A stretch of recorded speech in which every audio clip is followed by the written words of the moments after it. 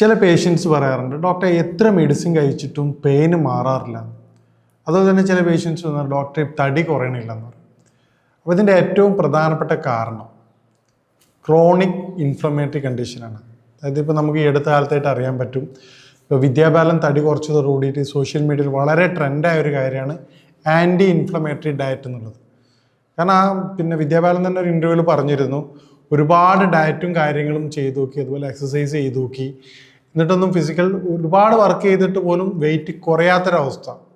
നിർത്തുമ്പോൾ temporary relief കിട്ടുക, നിർത്തുമ്പോൾ വീണ്ടും പഴയതുപോലെ ബോഡി വെയിറ്റ് കൂടുക എന്നുള്ളൊരു പ്രശ്നം പറഞ്ഞു. പിന്നീടാണ് അത് മനസ്സിലായത്, എനിക്ക് ആൻറ്റി ഇൻഫ്ലമേറ്ററി ഡയറ്റ് കഴിക്കും, അതായത് ക്രോണിക് ഇൻഫ്ലമേഷൻ കൊണ്ടാണ് ഈ സംഭവിച്ചിട്ടുള്ളത്. നമുക്ക് ആദ്യമായിട്ട് എന്താണ് ഇൻഫ്ലമേഷൻ എന്ന് മനസ്സിലാക്കാം.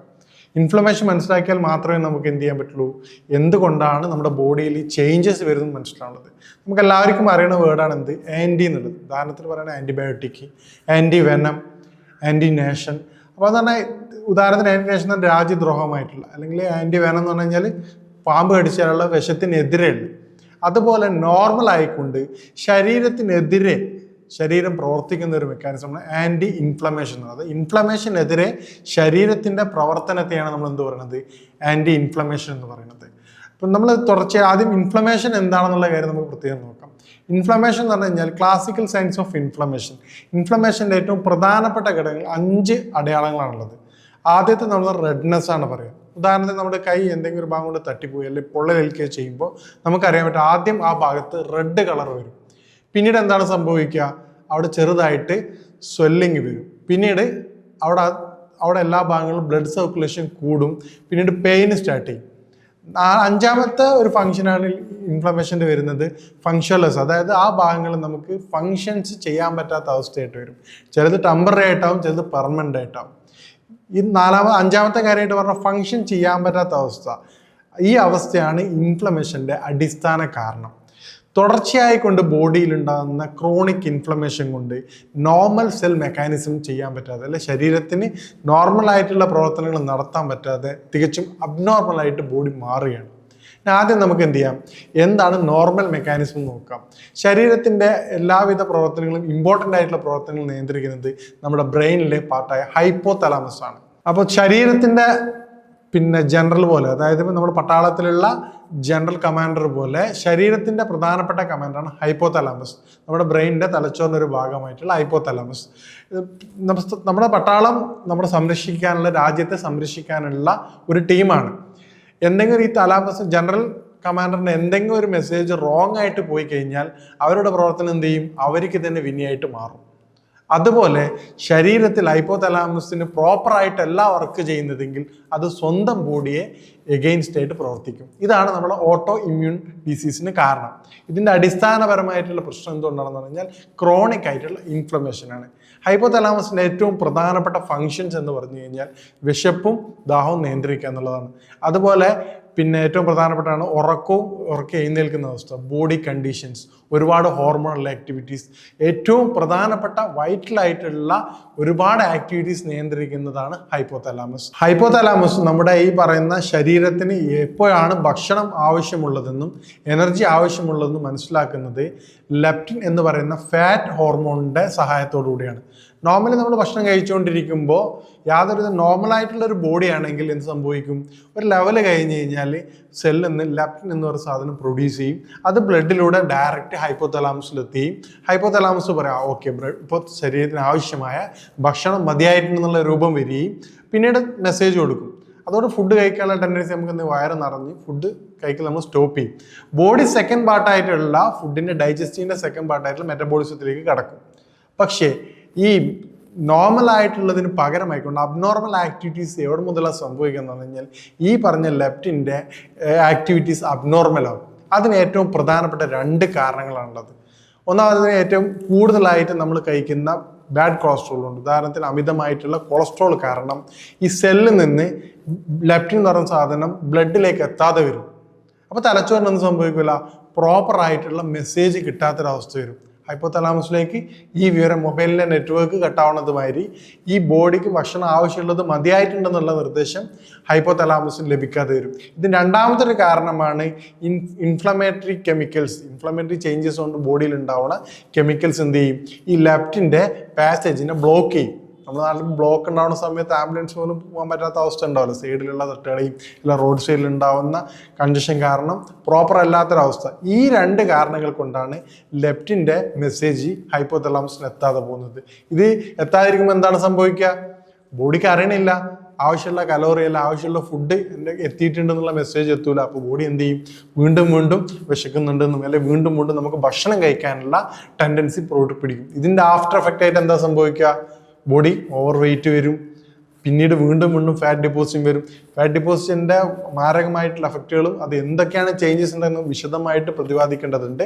അപ്പോൾ ഇത്തരത്തിൽ ബോഡിയുടെ ഓവർ വെയിറ്റിന് കാരണം അടിസ്ഥാന കാരണം എന്താണ്, ലെപ്റ്റിൻ്റെ സുഗമമായിട്ടുള്ള സഞ്ചാരം ഈ ഹൈപ്പോതലാമസിൽ എത്താത്തൊരവസ്ഥ. അതിൻ്റെ ഏറ്റവും പ്രധാനപ്പെട്ട രണ്ട് കാരണങ്ങളാണ്. ഒന്ന് എന്താണ്, അമിതമായിട്ടുള്ള ഫാറ്റ് ഡെപ്പോസിറ്റാണ്. രണ്ടാമത് ക്രോണിക് ഇൻഫ്ലമേറ്ററി ചേഞ്ചസ് കാരണം ഉണ്ടാകുന്ന കെമിക്കൽസ് എന്ത് ചെയ്യും, ഇതിൻ്റെ നോർമൽ പാസേജിനെ ബ്ലോക്ക് ചെയ്യും.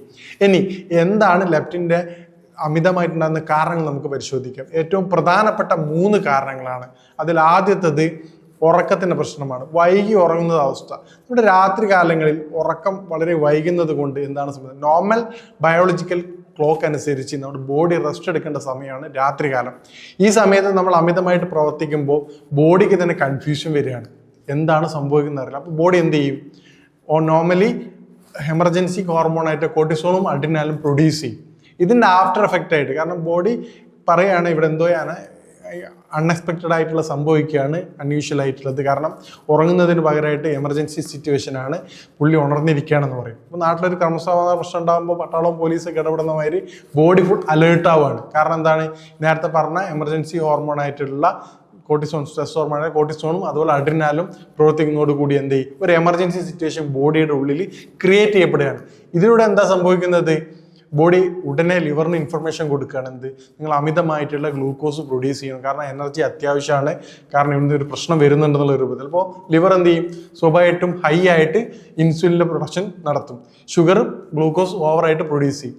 നോർമലി എന്താണ് ബോഡി സംഭവിക്കുക, ബ്ലഡിലുള്ള ഓവറായിട്ടുള്ള ഗ്ലൂക്കോസ് ഇൻസുലിൻ്റെ സഹായത്തോടെ സെല്ലുകൾ കീപ്പ് ചെയ്യും. അപ്പോൾ ഈ ഓവറായിട്ട് ബ്ലഡിൽ ഇങ്ങനെ ഗ്ലൂക്കോസ് കാണുന്ന സമയത്ത് നോർമൽ എന്താണ് ചെയ്യേണ്ടത്, സെല്ലുകൾ ഇൻസുലിൻ്റെ സഹായത്തോടെ എടുത്ത് കൺവേർട്ട് ചെയ്യണം ചെയ്യും. പക്ഷേ ഇവിടെ എന്ത് ചെയ്യും, ഹോർമോൺ പറയും നിങ്ങൾ ആരും ഇപ്പോൾ എടുക്കരുത്, കാരണം എമർജൻസി ആയിട്ടുള്ളൊരു സിറ്റുവേഷൻ ഉണ്ട്, അത് അവിടെ തന്നെ വേണമെന്ന് പറയും. ഇപ്പോൾ തുടർച്ചയായിട്ട് ഈ രൂപത്തിൽ എന്ത് സംഭവിക്കും, ഫുൾ ടൈം ബോഡിയിൽ ഹൈ ആയിട്ട് ഗ്ലൂക്കോസിൻ്റെ ലെവൽ കൂടും, ഷുഗർ വളരെയധികം ഹൈ ആയിരിക്കും. ഇതെന്താ സംഭവിക്കുക, തുടർച്ചയായിട്ട് ബാക്കിയുള്ള ഭാഗങ്ങളിൽ കൃത്യമായിട്ടുള്ള പ്രോപ്പറായിട്ടുള്ള ഗ്ലൂക്കോസ് കിട്ടാതെ വരികയും കേവലം ബ്ലഡ് വെസൽസിൽ മാത്രം ഇത് സംഭരിക്കുന്ന ഒരു അവസ്ഥയും വരും. ഇതാണ് ഇൻസുലിൻ റെസിസ്റ്റൻസിൻ്റെ ആദ്യത്തെ സ്റ്റാർട്ടിങ്. ഇവിടുന്ന് മുതലാണ് നമ്മുടെ ബോഡി ഇൻസുലിൻ റെസിസ്റ്റൻസിലേക്ക് വരുന്നത്. കാരണം സെല്ലിന് നോർമലി എടുക്കാത്ത സംഭവം എടുക്കാതിരിക്കാൻ നിർദ്ദേശം കൊടുക്കുമ്പോൾ സ്വാഭാവികമായിട്ടും പിന്നീട് അത് എടുക്കാനുള്ള ടെൻഡൻസി കുറഞ്ഞു വരും. ഇതാണ് ഇൻസുലിൻ റെസിസ്റ്റൻസിൻ്റെ അടിസ്ഥാന കാരണം. പിന്നീട് രണ്ടാമത്തെ ഏറ്റവും പ്രധാനപ്പെട്ട ഒരു കാരണമാണ്, ഇത് എങ്ങനെയാണ് നമ്മുടെ ബോഡിയിൽ എഫക്റ്റ് ചെയ്യുന്നത് നമുക്ക് നോക്കാം. രണ്ടാമത്തത്, ബോഡിയിൽ ഈ പറഞ്ഞ രാത്രി വൈകി ഉറങ്ങുന്നതുകൊണ്ട് എന്ത് സംഭവിക്കും, ഫാറ്റ് ഡെപ്പോസിറ്റ് കൂടും. ഫാറ്റ് ഡെപ്പോസിറ്റ് കൂടുന്ന സമയത്ത് എന്താ സംഭവിക്കുക എന്ന് പറഞ്ഞു കഴിഞ്ഞാൽ, അഡിപ്പോസ് ടിഷ്യൂവിൽ വിസറൽ ഫാറ്റാണ് അത് കൂടുക. അത് ബാഡ് കൊളസ്ട്രോൾ ബോഡിയിൽ അധികം ഉണ്ടാകും. ബാഡ് കൊളസ്ട്രോളിൻ്റെ ഭാഗമായിട്ട് ഫാറ്റ് ഹോർമോൺ ആയിട്ടുള്ളത് ആൻറ്റി ഇൻഫ്ലമേറ്ററി ആയിട്ടുള്ള ചില കാര്യങ്ങൾ പ്രൊഡ്യൂസ് ചെയ്യും ബോഡിയിൽ. നേരത്തെ പറഞ്ഞതുപോലെ അതും ലെപ്റ്റിൻ്റെ ഈ നോർമൽ ആയിട്ടുള്ള പാസേജിനെ തടസ്സപ്പെടുത്തും. അതിൻ്റെ ഏറ്റവും പ്രധാനപ്പെട്ടാണ് എന്താണ്, ട്യൂമർ നെക്രോസിങ് ഫാക്ടർ, CRP ഫാക്ടേഴ്സ്. ഇത് രണ്ടുമാണ് ഏറ്റവും പ്രധാനപ്പെട്ടായിട്ടുള്ള ഇൻഫ്ലമേറ്ററി ഫാക്ടേഴ്സ്. നേരത്തെ പറഞ്ഞ പോലെ ഈ രണ്ട് കാരണങ്ങളാണ് എന്ത് സംഭവിക്കുന്നത്, ലെപ്റ്റിൻ്റെ രാത്രി വൈകി ഉറങ്ങുന്നത് സംഭവിക്കുന്നത്. ഇതുപോലെ തന്നെ രണ്ടാമത് പ്രധാനപ്പെട്ട ഒരു കാരണമാണ് എന്ത്, അമിതമായിട്ടുള്ള ഭക്ഷണങ്ങൾ ഉപയോഗിക്കുന്നത്, കലോറിക്. ഇന്നത്തെ ആ കാലത്തും ഹൈ കലോറിക് ഫുഡും ഓയിലി ഫുഡിൻ്റെ ഉപയോഗം. ഹൈ കലോറിക് ഫുഡ് കഴിക്കുമ്പോൾ ചില പേഷ്യൻസ് പറയാറുണ്ട്, ഡോക്ടർ ഞാൻ ഷുഗർ കൊളസ്ട്രോൾ വരാൻ വേണ്ടിയിട്ട് ഒന്നും കഴിക്കാറില്ല. ഹിസ്റ്ററി എടുത്ത് നോക്കുന്ന സമയത്ത് എന്താണ്, കൂടുതലായിട്ട് ഈ പറഞ്ഞ വൈറ്റ് റൈസ് കഴിക്കാറുണ്ട്. വൈറ്റ് റൈസിൻ്റെ പ്രത്യേകത എന്താണ്, വൈറ്റ് റൈസ് അമിതമായിട്ടുള്ള കലോറിയാണ്, അതിൻ്റെ കലോറിക് വാല്യൂ വളരെ ഹൈ ആണ്. അത് പിന്നീട് എന്ത് ചെയ്യും, ബോഡിയിൽ കലോറി മാറിയിട്ട് നേരെ അത് ഫാറ്റായിട്ടാണ് സേവ് ചെയ്യുക. ഈ ഫാറ്റായിട്ട് സേവ് ചെയ്യുന്ന സമയത്ത് എന്താ സംഭവിക്കുക, ഈ പറഞ്ഞ ഫാറ്റാണ് അഡിപ്പോസ് ടിഷ്യൂലേക്ക് വന്ന് കയറുക.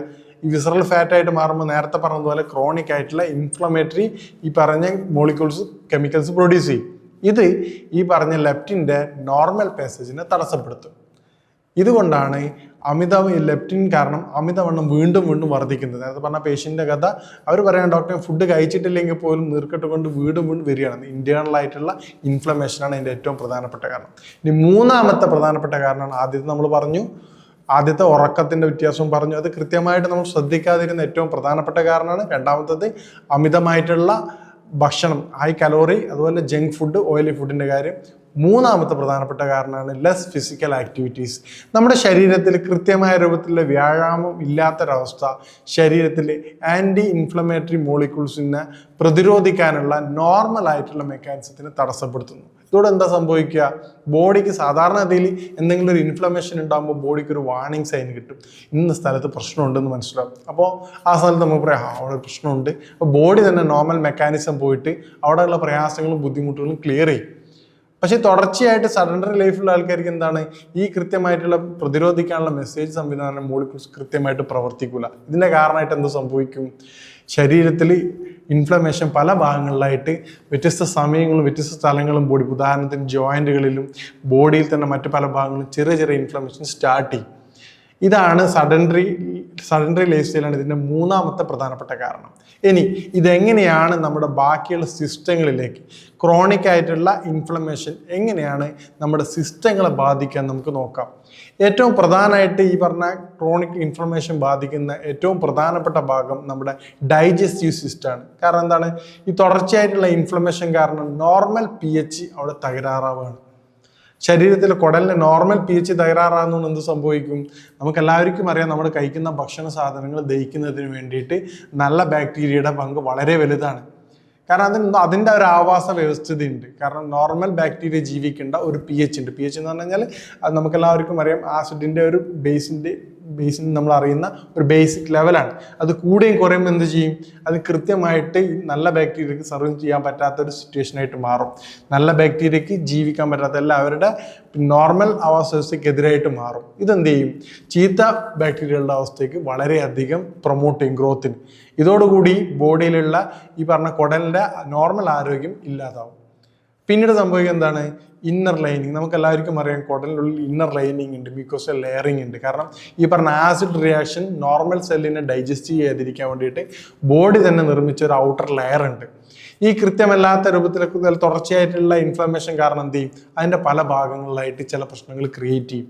ഇത് നോർമൽ അബ്സോർപ്ഷന്, അതായത് നേരത്തെ പറഞ്ഞ നോർമൽ വൈറ്റമിൻ ആയാലും എല്ലാ ഫുഡ് ഐറ്റംസിന് നോർമൽ അബ്സോർപ്ഷനെ തടയും. കാരണം എന്താണ്, ഇവിടെ ഇതിന് ചെറിയ ചെറിയ ഇൻഫ്ലമേഷൻസ് ഉണ്ട്, ഇതിൻ്റെ തന്നെ പ്രയാസങ്ങളുണ്ട്. അപ്പോൾ ബോഡി എന്ത് ചെയ്യും? അതിലേക്ക് ഫോക്കസ് ചെയ്യും. ഇപ്പോൾ നോർമൽ ആയിട്ടുള്ള ആക്ടിവിറ്റീസിനെ ശ്രദ്ധിക്കാൻ പറ്റാത്തൊരവസ്ഥ വരും. പിന്നീടുള്ള മൂന്നാമത്തെ പ്രശ്നം എന്താണ്? Nutrition deficiency. നേരത്തെ പറഞ്ഞതുപോലെ കൃത്യമായിട്ടുള്ള അല്ലാത്ത തുടർച്ചയായിട്ടുള്ള പ്രവർത്തനങ്ങൾ കാരണം നോർമൽ പ്രവർത്തനങ്ങൾ അവതാളത്തിലാണ്. കാരണം ഇൻഫ്ലമേഷൻ ഉള്ളതുകൊണ്ട് തന്നെ അതിനെതിരെ പ്രതിരോധിക്കാൻ വേണ്ടി ബോഡി കൂടുതലായിട്ട് ഫോക്കസ് ചെയ്യും. നോർമൽ ആയിട്ടുള്ള ആക്ടിവിറ്റീസ് വളരെ കുറക്കും. ഇതെന്ത് ചെയ്യും? നോർമൽ ആയിട്ടുള്ള ന്യൂട്രീഷൻസ് ഡെഫിഷ്യൻസിയിലേക്ക് കാരണം. അപ്പോൾ തന്നെ ഏത് സമയത്ത് നോക്കിക്കഴിഞ്ഞാൽ നമുക്ക് പറയാൻ പറ്റും, ചില പേഷ്യൻസ് പറയാറുണ്ട്, ഈ പറഞ്ഞ ആൻറ്റി ഇൻഫ്ലമേറ്ററി കംപ്ലയിൻസ് ഉള്ള പേഷ്യൻസ് എന്ത് പറയും? ഡോക്ടർ ഇതാ ഇപ്പോൾ വയറിന് വല്ലാതെ ബുദ്ധിമുട്ടാണ്, വയറ് വീർക്കാണ്, ഛർദ്ദൽ പോലെ വരികയാണ്. കാരണം പിന്നെ ഈ ചില സമയത്ത് കോൺസ്റ്റിപ്പേഷൻ. അതിൻ്റെ കാരണം എന്താണ്? ഈ പറഞ്ഞ നല്ല ബാക്ടീരിയയുടെ അളവ് കുറയുകയും നേരത്തെ പറഞ്ഞ പോലെ തന്നെ ആ പറഞ്ഞ ലെയറിങ്ങിൻ്റെ അല്ലെങ്കിൽ ആ പറഞ്ഞ ആവരണത്തിന് തടസ്സം സംഭവിക്കുന്നുണ്ട്, പ്രോപ്പർ അല്ലാതെ ഡൈജഷൻ വരികയും ചെയ്യുന്ന അവസ്ഥ. ഇനി മൂന്നാമത്തെ സിസ്റ്റമാണ് പ്രധാനമായിട്ട് വരുന്ന കാർഡിയോവാസ്കുലർ സിസ്റ്റം. എല്ലാവർക്കും അറിയുന്ന പോലെ തന്നെ കാർഡിയോവാസ്കുലർ സിസ്റ്റത്തിൽ ഏറ്റവും പ്രധാനമായിട്ട് ഉണ്ടാകുന്ന ഇൻഫ്ലമേഷൻ്റെ കോംപ്ലിക്കേഷൻസ് ആണ് ബ്ലോക്കുകൾ. ഈ പറഞ്ഞ നേരത്തെ പറഞ്ഞ ആൻറ്റി ഇൻഫ്ലമേറ്ററി മോളിക്യൂൾസ് ആയിട്ടുള്ള TNS, ട്യൂമർ നെക്രോസിസ് ഫാക്ടേഴ്സും അതുപോലെ തന്നെ CPRഉം ബ്ലോക്കിന് കാരണമായിട്ടുള്ള കെമിക്കൽസിൻ്റെ ഫോർമേഷന് സഹായിക്കും. അതോടുകൂടി എന്ത് ചെയ്യും?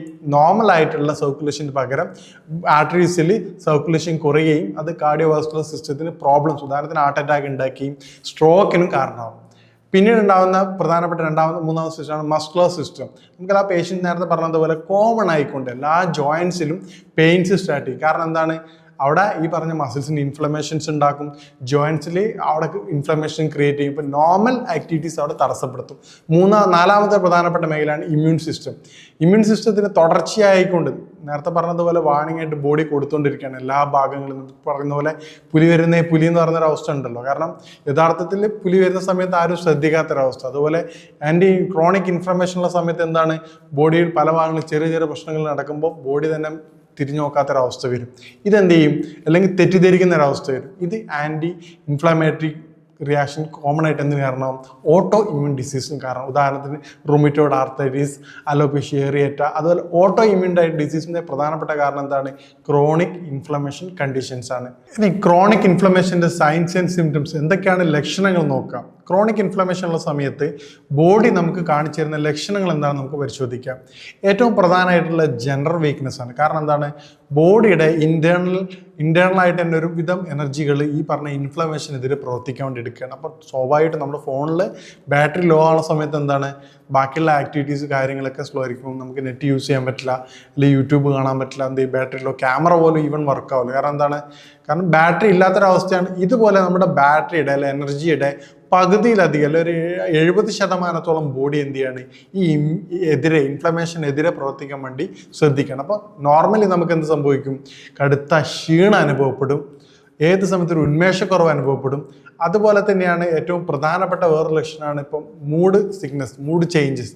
ഒരു ഡിപ്രഷൻ ഉണ്ടാവും, ആങ്സൈറ്റി ഉണ്ടാവും, പിന്നെ ഏത് സമയത്ത് ഒരു എനർജി ലോ ലെവൽ. അതുപോലെ സൈറ്റോസിൻ്റെ പ്രസൻസ് കാരണം ബോഡി തുടർച്ചയായിട്ട് ഇൻഫ്ലമേഷന് എതിരെ പ്രവർത്തിക്കുന്ന ഒരു മെസ്സേജ് കൊടുക്കുന്ന ഒരു കണ്ടന്റാണത്. കാരണം മറ്റുള്ള സെല്ലുകളോട് പറയണത് എന്താണ്, നോർമൽ അല്ല, നമുക്ക് ചെറിയ ഇൻഫെക്ഷൻ ഉണ്ട് അല്ലെങ്കിൽ ഇൻഫ്ലമേഷൻ ഉണ്ട് എന്ന് പറയുമ്പോൾ അതിനെതിരെ പ്രവർത്തിക്കുന്ന സാധനമാണത്. അപ്പോൾ അതിന് ഈ ബോഡി എല്ലാ സമയത്തും അതിനെതിരെ കണ്ടിന്യൂസ് ആയിട്ട് പ്രവർത്തിച്ചുകൊണ്ടിരിക്കും. ഇതിൻ്റെ ഫലമായിട്ട് നോർമൽ ഏത് സമയത്തും ചില പേഷ്യൻസ് പറയാം, ഡോക്ടർ എനിക്ക് ഇപ്പോഴും ഒരു പനി പോലെ ഫീൽ ചെയ്യാറുണ്ട്, ബോഡി എപ്പോഴും ചൂടായിരിക്കും, ഇന്റേണലി അധിക സമയത്തും ചൂടായിരിക്കും. കാരണം എന്താണ്, ഈ പറഞ്ഞ സൈറ്റോസിൻ്റെ പ്രവർത്തനപരമായിട്ട് എപ്പോഴും ഇമ്മ്യൂണിറ്റി, പ്രതിരോധ ശേഷി ഈ ആക്രമണത്തെ നേരിടാനുള്ള തരത്തിലേക്ക് മാറും. ഇതാണ് ഏത് സമയത്തും ലോ ഗ്രേഡ് ഫീവറായിട്ട് ക്രോണിക് ഇൻഫ്ലമേഷനുള്ള കണ്ടീഷനിൽ പേഷ്യൻറ്റ് കണ്ടുവരാനുള്ള ഏറ്റവും പ്രധാനപ്പെട്ട കാരണം. പിന്നെ നേരത്തെ പറഞ്ഞതുപോലെ ഏറ്റവും പ്രധാനമായിട്ട് ഇത് എഫക്റ്റ് ചെയ്യണ വയറുമായിട്ട് ബന്ധതുകൊണ്ട് കൃത്യമായിട്ടില്ലാത്ത ശോധനയുടെ പ്രശ്നം. ചില സമയത്ത് കോൺസ്റ്റിപ്പേഷൻ ആയിരിക്കും, ചില സമയത്ത് ഡയറി ആയിരിക്കും, ചില സമയത്ത് സിവിയർ ആയിട്ടുള്ള അബ്ഡമിൻ പെയിൻ ആയിരിക്കും, ഗ്യാസിൻ്റെ ബുദ്ധിമുട്ടായിരിക്കും, പുളിച്ചു തീറ്റിലായിരിക്കും. ചില പേഷ്യൻസ് പറയാറുണ്ട്, ഡോക്ടറെ ഞാൻ എന്ത് മെഡിസിൻ കഴിച്ചു കഴിഞ്ഞാൽ എനിക്ക് ഗ്യാസിൻ്റെ ബുദ്ധിമുട്ട് പോകാറില്ല. കാരണം എന്താണ്, ഈ ക്രോണിക് ഇൻഫ്ലമേഷനാണ് അതിൻ്റെ ഏറ്റവും അടിസ്ഥാനപരമായ കാരണം. പിന്നീട് ഉണ്ടാകുന്നതാണ് ജോയിൻറ്റ് പെയിൻസ്. കാരണം സിവിയർ ജോയിൻറ്റ് പെയിൻസ്, നേരത്തെ പറഞ്ഞതുപോലെ ഇൻഫ്ലമേഷൻ കാരണം ജോയിൻറ്റ്സിലും മസിൽസിലും സിവിയർ പെയിന് കൂടുതലായിട്ട് കാണാം. അതുപോലെ നേരത്തെ പറഞ്ഞ മൈൻഡ്, ഫോഗി മൈൻഡ് ആയിരിക്കും, കൃത്യമായ കാര്യങ്ങൾ ചെയ്യാൻ പറ്റാത്ത അല്ലെങ്കിൽ ഡിപ്രസ്ഡ് ആയിട്ടുള്ള അവസ്ഥയായിരിക്കും. ഇതൊക്കെയാണ് ക്രോണിക് ഇൻഫ്ലമേഷൻ്റെ ഏറ്റവും പ്രധാനപ്പെട്ട ലക്ഷണങ്ങൾ. ഇനി എങ്ങനെയാണ് നമുക്ക് ഇതിൽ നിന്ന് രക്ഷപ്പെടാനുള്ളത്, അല്ലെങ്കിൽ നേരത്തെ പറഞ്ഞ പോലെ ഏത് രൂപത്തിലുള്ള ഡയറ്റാണ് നമുക്ക് ഇതിന് റിക്കവർ ചെയ്യാന്നുള്ളതാണ് നമ്മൾ രണ്ടാമത് പറയുന്നത്. ക്രോണിക് ഇൻഫ്ലമേറ്ററി രണ്ടാമത് എഫക്റ്റ് ചെയ്യുന്ന ഏറ്റവും പ്രധാനപ്പെട്ട ഒരു മേഖലയാണ് മെറ്റബോളിക് ആൻഡ് കാർഡിയോവാസ്കുലർ സിസ്റ്റം. കാരണം നേരത്തെ പറഞ്ഞതുപോലെ ക്രോണിക് ഇൻഫ്ലമേറ്ററി കണ്ടീഷൻസ് ആണ് ഡയബറ്റിക് വരുന്നതിൻ്റെ അടിസ്ഥാന പ്രവൃത്തികൾ ചെയ്തുകൊണ്ടിരിക്കുന്നത്.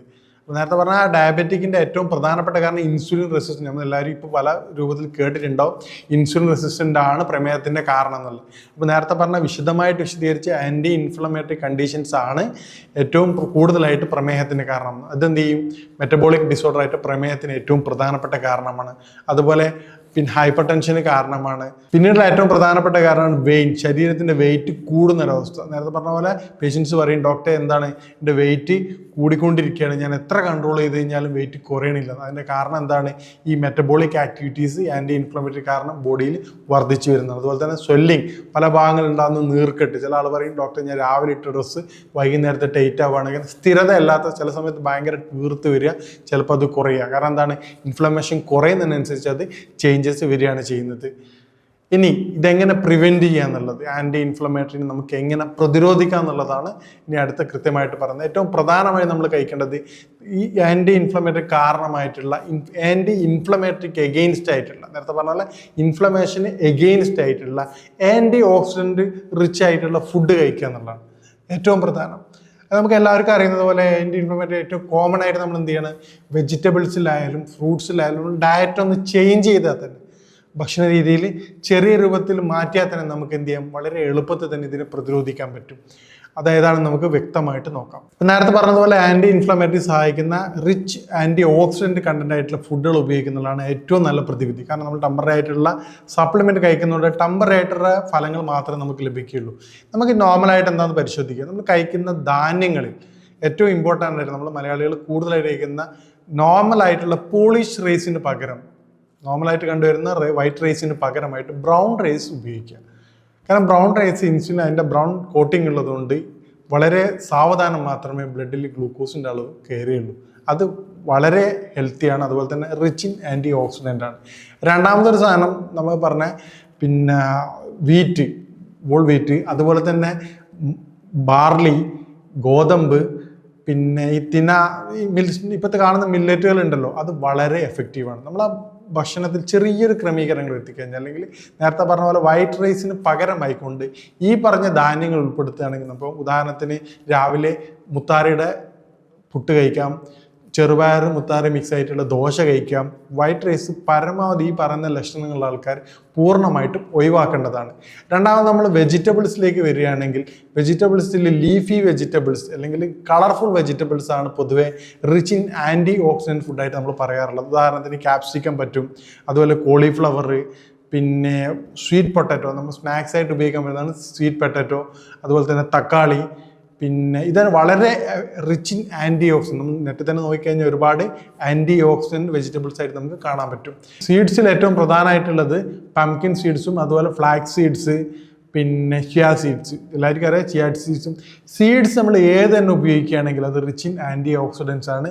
ഈ പറഞ്ഞ ചിയ സീഡ്സ് ആണെങ്കിൽ നമ്മൾ തലേന്ന് വെള്ളത്തിൽ പുതിർത്തിയിട്ട് മാത്രമേ ഉപയോഗിക്കാൻ പാടുള്ളൂ. കാരണം അത് ഈസി ഡൈജസ്റ്റീവിന് സഹായിക്കും.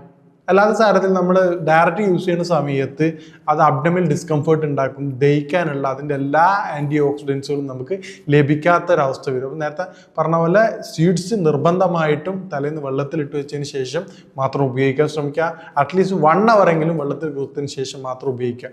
കാരണം എന്താ, എന്നാൽ മാത്രമേ നമുക്ക് പൂർണ്ണമായിട്ടുള്ള അർത്ഥത്തിൽ അതിൻ്റെ ആൻറ്റി ഓക്സിഡൻറ്റ് ഫലം ലഭിക്കുകയുള്ളൂ. സലാഡ്സിൽ നിർബന്ധമായിട്ട് നമ്മൾ ഉൾപ്പെടുത്തേണ്ടതാണ്. അതുപോലെ ഫുഡ് പ്ലേറ്റിൽ നമ്മൾ കഴിക്കുന്ന ഭക്ഷണത്തിൻ്റെ ഒരു 30 to 45% എങ്കിലും ലീഫി പോർഷനായിട്ട് മാറ്റാൻ നിർബന്ധമായിട്ടും ശ്രദ്ധിക്കേണ്ടതാണ്. ഇനി അടുത്തത് ഓയിൽസ് ആണ്. നമ്മൾ ആൻറ്റി ഓക്സിഡൻറ്റ് റിച്ച് ആയിട്ടുള്ള ഓയിൽസ്, നമുക്കറിയാം ഇന്ന് മാർക്കറ്റിൽ നമുക്ക് കിട്ടുന്ന ഓയിൽസ് ഒക്കെ ഒട്ടും റിഫൈൻഡ് ഓയിൽസ് ആണ്. റിഫൈൻഡ് ഓയിൽസ് എങ്ങനെ പ്രൊഡ്യൂസ് ചെയ്യണത്? ഹീറ്റ് വെച്ചിട്ടാണ് ഓയിൽ പാർട്ടിക്കിൾസ് സീഡ്സിനായാലും ഓയിൽ സ്ക്യൂസ് ചെയ്യണത്. ഇത് ഉപയോഗിക്കുന്നവർ തന്നെ ഒരുപാട് ഓക്സിഡേറ്റീവ് ആക്ഷൻസ് ആണ് അവിടെ സംഭവിക്കുന്നുള്ളത്. നേരിട്ട് ബോഡിയിൽ വരുമ്പോൾ എന്ത് സംഭവിക്കും? വീണ്ടും ആ ഓക്സിഡേറ്റീവ് ആക്ടിവിറ്റീസ് അവിടെ നടക്കുകയാണ്. അത് ശരീരത്തിൽ വീണ്ടും പ്രശ്നങ്ങൾ ക്രിയേറ്റ് ചെയ്യാണ്, ഇൻഫ്ലമേഷൻ അത് കാരണമാണ്. അപ്പോൾ നമുക്ക് ഉപയോഗിക്കാൻ പറ്റുന്ന ഏറ്റവും ബെസ്റ്റ് ആയിട്ടുള്ളത് നമുക്ക് കോൾഡ് പ്രോസസ്സിലൂടെ ലഭിച്ച, നാട്ടിലൊക്കെ നമുക്ക് കാണാൻ പറ്റും എന്ത്, പിന്നെ ചക്കിലാട്ടിയ വെളിച്ചെണ്ണ എന്നുള്ള ബോർഡുകൾ കാണാൻ പറ്റും. കാരണം എന്താണ്, ചക്കിലാട്ടുന്നതല്ല ഇന്ന് മെഷീൻ ഉപയോഗിച്ചിട്ടാണ്. പക്ഷെ അത് കോൾഡ് പ്രോസസ്സാണ്. അവിടെ മെഷീൻ ഹീറ്റാക്കാതെയാണ്, പ്രസ് ചെയ്തുകൊണ്ടാണ് വെളിച്ചെണ്ണ പ്രൊഡ്യൂസ് ചെയ്യുന്നത്. ഇത് വളരെ ഹെൽത്തിയാണ്. അതുപോലെ തന്നെ ഒലീവ് ഓയിൽ, ഇത് രണ്ടും ഭക്ഷണത്തിൽ ഉൾപ്പെടുത്തുകയാണെങ്കിൽ നമുക്ക് എന്ത് ചെയ്യും, ആൻറ്റി ഓക്സിഡൻറ്റ് റിച്ച് ആയിട്ടുള്ള ഓയിലൂടെ നമുക്ക് ഉപയോഗിക്കും. സലാഡിലൊക്കെ എക്സ്റ്റേണലായിട്ട് വളരെ കുറച്ചളവിൽ നമുക്കിത് ഉപയോഗിക്കുന്നതാണ്. ഇനി മറ്റേത് മുട്ട, ഡെയിലി 1-2 മുട്ട നിർബന്ധമായിട്ട് കഴിക്കേണ്ടതാണ്. രാവിലത്തെ ബ്രേക്ക്ഫാസ്റ്റ് നേരത്തെ പറഞ്ഞ പോലെ എന്ത് ചെയ്യുക, റാഗി ദോശയോ അല്ലെങ്കിൽ റാഗി പുട്ട്, അല്ലെങ്കിൽ നേരത്തെ പറഞ്ഞ പോലെ റാഗി പിന്നെ ചോളം മിക്സ് ചെയ്തിട്ട്, ധാന്യങ്ങൾ മിക്സ്ഡ് മില്ലറ്റുകൾ മിക്സ് ചെയ്തിട്ടുള്ള പുട്ട്, അരി ബ്രൗൺ റൈസ് മിക്സ് ചെയ്തിട്ടുള്ള പുട്ട്, അതിൻ്റെ കൂടെ 1-2 മുട്ട, പിന്നെ ധാന്യങ്ങൾ, പയറുവർഗ്ഗങ്ങൾ ഏറ്റവും പ്രധാനമായിട്ട് നമ്മൾ പറയുന്നത് ചെറുപയർ പറ്റും. അതുപോലെ തന്നെ കിഡ്നി ബീൻസ്, നോർമൽ ബീൻസ്, കടല, ഇത് റിച്ച് ഇൻ ആൻറ്റി ഓക്സിഡൻ്റ് ആണ്. ഇത് നിർബന്ധമായിട്ട് നമ്മൾ കഴിക്കേണ്ടതാണ്. ഇനി പ്രധാനമായിട്ട് വരുന്ന ഡ്രൈ ഫ്രൂട്ട്സിൽ ഏറ്റവും പ്രധാനപ്പെട്ട വരുന്നത് പിന്നെ ഫിഗാണ്, അത്തിപ്പഴമാണ്, അതുപോലെ വാൾനട്ടാണ്, ആൽമണ്ടാണ്. ഇത് 3 നിർബന്ധമായിട്ടും നമ്മൾ ഈ പറഞ്ഞ ലക്ഷണമുള്ള ആൾക്കാർ ഡെയിലി ചെറിയൊരളവിൽ കഴിക്കുകയാണെങ്കിൽ അത് വളരെ എഫക്റ്റീവായിട്ട് കണ്ടു. കാരണം എന്താ, നമ്മൾ പ്രത്യേകം മനസ്സിലാക്കേണ്ടത്, നമ്മളിപ്പോൾ പ്രശ്നം എന്ന് പറഞ്ഞാൽ ക്രോണിക് ഇൻഫ്ലമേഷൻ ആണത്. ഒരു സഡനായിട്ട് ഒരു 1 month കൊണ്ട് അത് മാറുള്ളൂ. അത് മിനിമം ഒരു 6 months എങ്കിലും നിങ്ങൾ നിർബന്ധമായിട്ടും ഈ ഡയറ്റ് ഫോളോ ചെയ്യേണ്ടതാണ്. അപ്പോൾ എന്ത് ചെയ്യണം, ഈ സ്നാക്സിൻ്റെ ഓയിലി ഫുഡിന് പകരമായിക്കൊണ്ട് വാൾനട്ടോ, ഡ്രൈ ഫ്രൂട്ട്സ് ഐറ്റമായിട്ടുള്ള വാൾനട്ടോ, നേരത്തെ പറഞ്ഞ പോലെയുള്ള ആൽമണ്ട്, വാൾനട്ട്, പിന്നെ ഫിഗ് നിർബന്ധമായിട്ട് കഴിക്കേണ്ടത്. ഈ ഫ്രൂട്ട്സിലേക്ക് പോവുകയാണെങ്കിൽ, ഫ്രൂട്ട്സിൽ നോർമലായിട്ട് നമ്മൾ പറയുക ബെറീസാണ് പറയാറുള്ളത്. ബെറീസ് നമുക്ക് അറിയാം ഇന്ന് ഇന്ത്യൻ മാർക്കറ്റിൽ നമുക്കൊക്കെ അവൈലബിൾ ആണ്, പക്ഷേ കുറച്ച് കോസ്റ്റ്ലിയാണ്. കാരണം ബാക്കിയുള്ള ഇതിനെ അപേക്ഷിച്ച് നോക്കുമ്പോൾ കമ്പാരിറ്റീവ്ലി കുറച്ചും കൂടി കോസ്റ്റ്ലിയാണ്. അതിന് പകരം സ്ട്രോബെറി അവൈലബിൾ ഉള്ള സമയമാണ് സ്ട്രോബെറി വ്യാപകമായിട്ട് ഉപയോഗിക്കുക. ബ്ലൂബെറി, ബ്ലാക്ക്ബെറി ഇത് നിർബന്ധമായിട്ട് പറ്റുകയാണെങ്കിൽ, അഫോർഡബിൾ ആണെങ്കിൽ നിർബന്ധമായിട്ട് ഉപയോഗിക്കേണ്ടതാണ്. ഇതിന് പ്രയാസമുള്ള ആൾക്കാരാണെങ്കിൽ എന്ത് ചെയ്യുക, ഇന്ത്യൻ റോസ്ബെറി ആയിട്ട് അറിയപ്പെടുന്ന ആംല, നെല്ലിക്ക നിർബന്ധമായിട്ടും ഡെയിലി 2 ഒരു നുള്ള് മഞ്ഞളുടെ കൂടെ ചേർത്ത് ഉപയോഗിക്കേണ്ടതാണ്. കാരണം എന്താണ്, അത് high rich in anti inflammatory, anti oxidant rich ആണ്. അത് വളരെ എഫക്റ്റീവാണ്. പിന്നീടുള്ളതാണ് നമുക്കറിയാവുന്ന കോമൺ ആയിട്ട് അവക്കോഡ. കാരണം എന്താണ്, പണ്ടൊക്കെ വളരെ അൺകോമൺ ആയിരുന്നു, വളരെ എഫോർഡബിൾ ആയിട്ടുള്ള, വളരെ റേറ്റ് കുറവായിട്ട് കിട്ടുന്ന ഒരു ഫ്രൂട്ട്സ് ആയിട്ട് മാറിയിട്ടുണ്ട്. അത് നിർബന്ധമായിട്ട് നമ്മുടെ ഡയറ്റിലും ഒരു രാത്രി ഭക്ഷണത്തിലും നോർമലി നമ്മൾ നിർബന്ധമായിട്ട് ഉൾപ്പെടുത്തേണ്ടതാണ്. പിന്നീട് നമ്മൾ ഏറ്റവും പ്രധാനമായിട്ട് ഉപയോഗിക്കേണ്ട കാര്യങ്ങൾ നേരത്തെ പറഞ്ഞതുപോലെ ഈ രൂപത്തിൽ ക്രമീകരിക്കുകയാണെങ്കിൽ, നേരത്തെ പറഞ്ഞ ഫിഷ് ആയാലും ഇതൊക്കെ റിച്ച് ഇൻ ഒമേഗ ആൻറ്റി ആസിഡാണ്. കാരണം എന്ന് പറഞ്ഞു കഴിഞ്ഞാൽ ചൂടാക്കാതെ, ഒമേഗ 3 ഫാറ്റി ആസിഡുള്ള കണ്ടന്റുകൾ നിർബന്ധമായിട്ട് നിങ്ങൾ ചൂടാക്കാതെ ഉപയോഗിക്കേണ്ടത്. കാരണം ചൂടാക്കുന്ന സമയത്ത് ഒമേഗ 3 ഫാറ്റി ആസിഡിൻ്റെ കണ്ടന്റുകൾ നഷ്ടപ്പെട്ടു പോവാണ്. അപ്പോൾ ഈ രൂപത്തിൽ നമ്മുടെ ഡയറ്റ് ക്രമീകരിക്കുകയാണെങ്കിൽ നമുക്ക് വളരെ എഫക്റ്റീവായിട്ട് നേരത്തെ പറഞ്ഞ ക്രോണിക് ഇൻഫ്ലമേറ്ററി കണ്ടീഷൻസ് പൂർണ്ണമായിട്ടും മാറ്റിയെടുക്കാൻ പറ്റും. ഇനി ഇതിൽ പ്രധാനപ്പെട്ട ഹെർബ്സും കൂടി യൂസ് ചെയ്യണം. നമുക്ക് എല്ലാവർക്കും അറിയാം, പണ്ട് കാലത്തേക്ക് നമ്മൾ കൂടുതലായിട്ട് ഉപയോഗിച്ചിരുന്ന ഇഞ്ചി, മഞ്ഞൾ വളരെ എഫക്റ്റീവാണ്. നമുക്ക് എല്ലാവർക്കും അറിയാം എന്താണ്, മഞ്ഞൾ അടങ്ങിയിരുന്ന കുർക്കുമിൻ എന്നുള്ള ആൻറ്റി ഓക്സിഡൻറ്റ് വളരെ എഫക്റ്റീവാണ്. ഡയറക്റ്റ് അത് ബോഡി അബ്സോർബ് ചെയ്യാനുള്ള ചാൻസ് വളരെ കുറവാണ്. അതുകൊണ്ട് എന്ത് ചെയ്യണം, അതിൻ്റെ കൂടെ തന്നെ പറ്റുകയാണെങ്കിൽ ബ്ലാക്ക് പെപ്പറും കൂടി ആഡ് ചെയ്യുകയാണെങ്കിൽ വളരെ അധികം ബോഡി വളരെ ഈസി ആയിട്ട് അത് കൺസ്യൂം ചെയ്യുന്നുണ്ട്.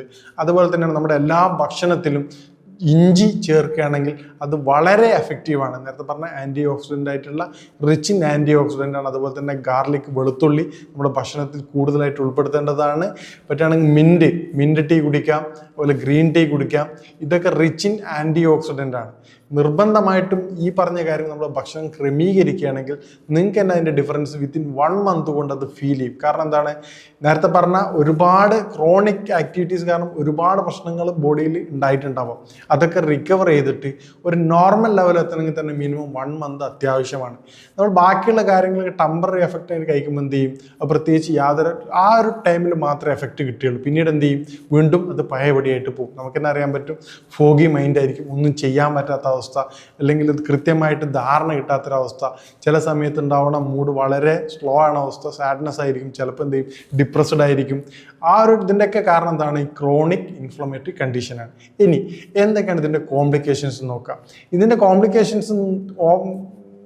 ഇതിൻ്റെ ഏറ്റവും പ്രധാനപ്പെട്ട കോംപ്ലിക്കേഷൻസ് എന്ന് പറയുന്നത് നമ്മളെല്ലാവരും പോലെ കേവലം തടി വെക്കുക എന്നുള്ള മാത്രമല്ല.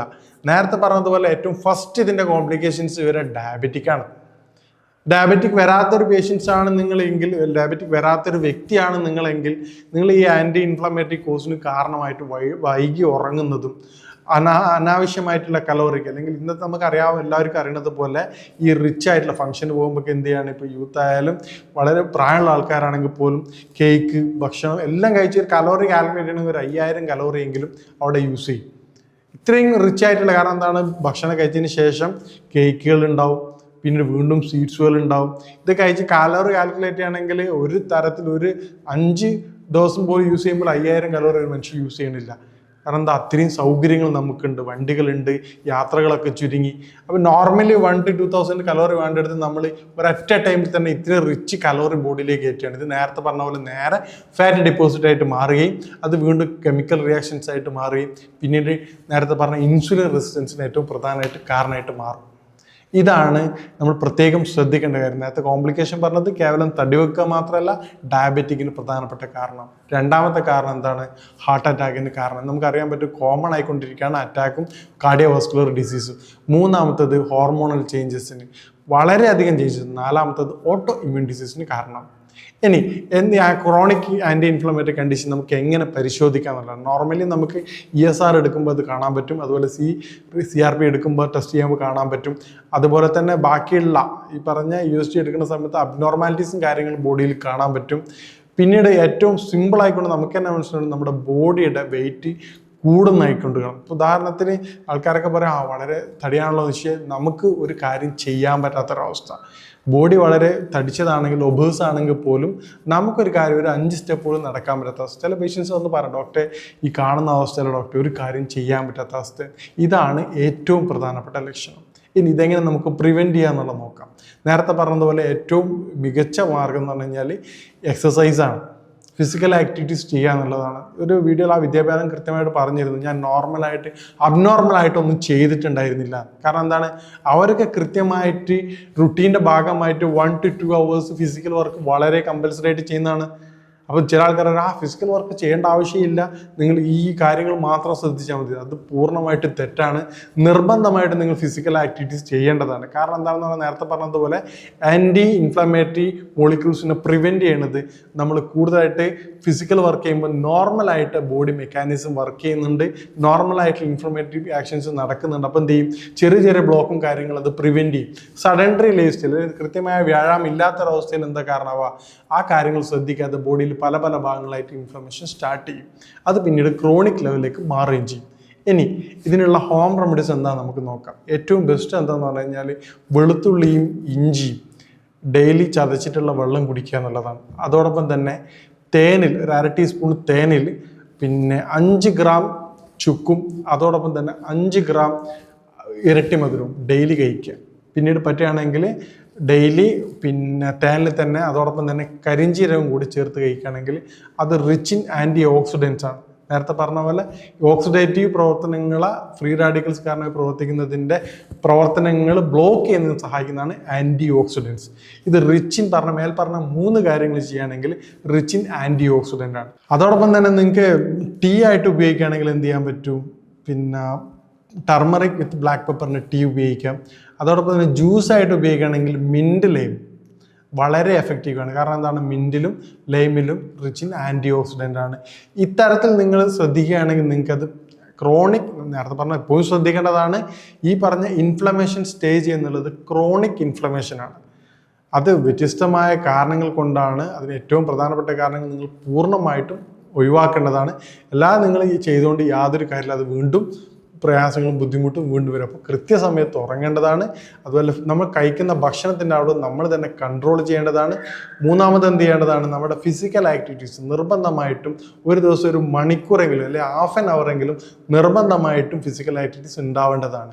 ഇത്തരത്തിൽ നമ്മൾ കൃത്യമായ രൂപത്തിൽ പ്രവർത്തിക്കുകയാണെങ്കിൽ നമുക്കത് പൂർണ്ണമായിട്ട് ഇത് മാറ്റിയെടുക്കാൻ പറ്റുന്നതാണ്. ഇനി ഈ ഒരു പ്രയാസങ്ങൾ ഡയറ്റ് ഫോളോ ചെയ്യുന്നതിന് മുമ്പ് നമുക്ക് ആൻറ്റി ഇൻഫ്ലമേറ്ററി സ്റ്റേജ് കുറച്ച് പഴകിയതാണെങ്കിൽ, നേരത്തെ പറഞ്ഞ പോലെ ക്രോണിക് ആവാനാണ് നോർമലി സാധ്യത, നല്ല പഴക്കം ഉണ്ടെങ്കിൽ അല്ലെങ്കിൽ അസോസിയേറ്റഡ് വിത്ത് മറ്റു പല സിംറ്റംസ് ഉണ്ടെങ്കിലും അല്ലെങ്കിൽ ഇതോടനുബന്ധിച്ച് നമുക്ക് മറ്റു പല അസുഖങ്ങൾ ഉണ്ടെങ്കിൽ നിങ്ങൾ നിർബന്ധമായിട്ടും ഡയറ്റ് സ്റ്റാർട്ട് ചെയ്യുന്നതിന് നിങ്ങൾ ഡോക്ടറുമായിട്ട് കൺസൾട്ട് ചെയ്തുകൊണ്ട് നിങ്ങളുടെ പ്രസൻറ്റ് സിറ്റുവേഷൻ അല്ലെങ്കിൽ നിങ്ങളുടെ ഇപ്പോഴത്തെ അവസ്ഥയും ഇതിന് കാരണം എന്താണെന്നും വ്യക്തമായിട്ട് ബോധ്യപ്പെടുത്തി കൊടുക്കേണ്ടതാണ്. അതോടൊപ്പം തന്നെ അതിനനുസരിച്ച് മാത്രമേ നിങ്ങൾ ഡയറ്റ് സ്റ്റാർട്ട് ചെയ്യാൻ പാടുള്ളൂ. അല്ലെങ്കിൽ അത് നെഗറ്റീവ് അല്ലെങ്കിൽ ഓപ്പോസിറ്റ് റിസൾട്ട് ഉണ്ടാക്കുന്നതാണ്. ഇനി ഇതുമായിട്ട് ബന്ധപ്പെട്ട സംശയങ്ങൾക്ക് നിങ്ങൾക്ക് ബന്ധപ്പെടാവുന്നതാണ്. ഇനി മറ്റൊരു ഹെൽത്ത് ഇഷ്യൂമായിട്ട് കാണാം. ഞാൻ ഡോക്ടർ സെയ്ദ് മുഹസിൻ.